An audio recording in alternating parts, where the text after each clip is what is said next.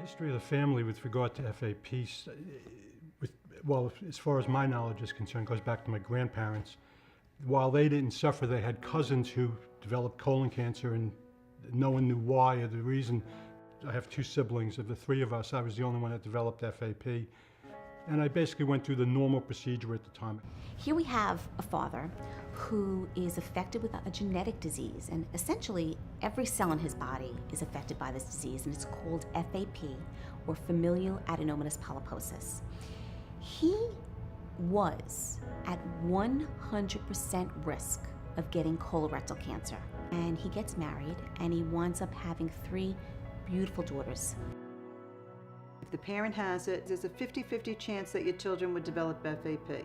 Allison, when she reached puberty, started developing some kind of symptoms of bleeding. That's when Allison went and got tested, and it turned out that yes, in fact, she did have FAP, and she had several polyps. I remember about 13 years ago when I came here for the first time to try to decide where I was going to have my first surgery.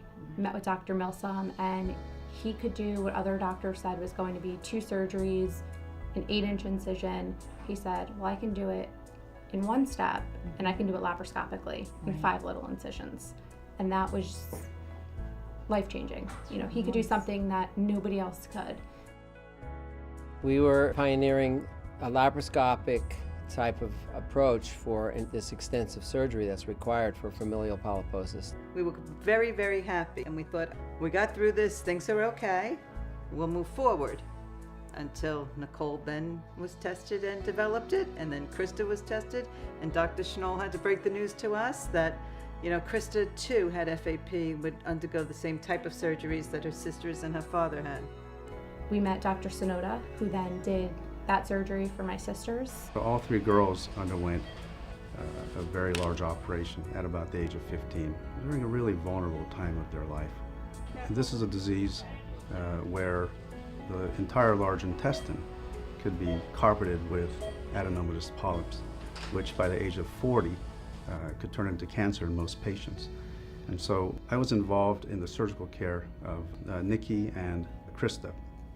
When I went in for my surgery, just going in knowing that I sat with my sister, I watched her go through it, I kind of knew what to expect. When Krista went in for her surgery, like Allison and I were there. That I think has gone a long way for the 3 of us, just to be there for one another. I remember the first time we met with Dr. Schnoll. She had the 5 of us in a conference room.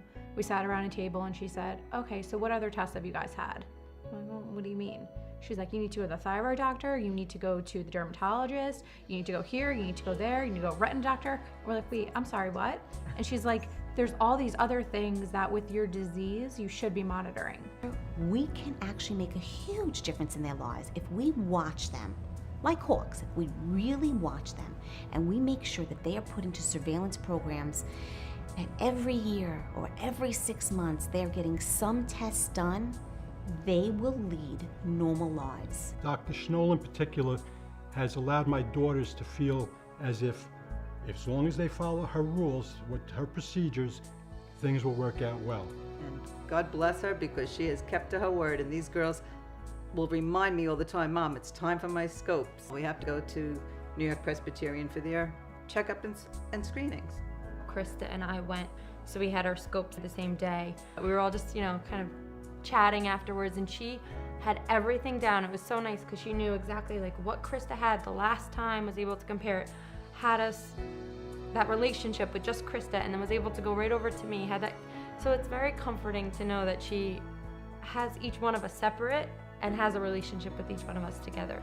When we went there, we knew that everything was going to be looked at. Even they had us meet with the genetic counselor that they have there, and sort of looked at our whole family to see if anybody else should be tested. I think it's very helpful for these individuals to come to a place like New York Presbyterian, where they have all the departments that they need in order to stay healthy, where all of their records are in the same system. So me, as the genetic counselor, I can keep track of their thyroid ultrasound, of their colonoscopy, of all of their surgeries, because they're all in the same system. That's part of our dream, that families with these complex and rare disorders can come to one place and get the multiple experts that they need to make sure that they're well cared for. And I think this family epitomizes that.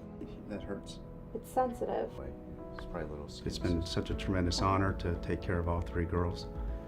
I feel like I want to be here for them in the future. There are very few institutions in the world that can provide this level of comprehensive care.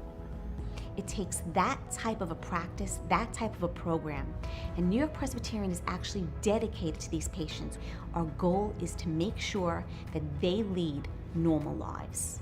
So for us, it just feels we go there and it's safe. We know that everything's going to be taken care of, and you can kind of just trust them to take care of your health care.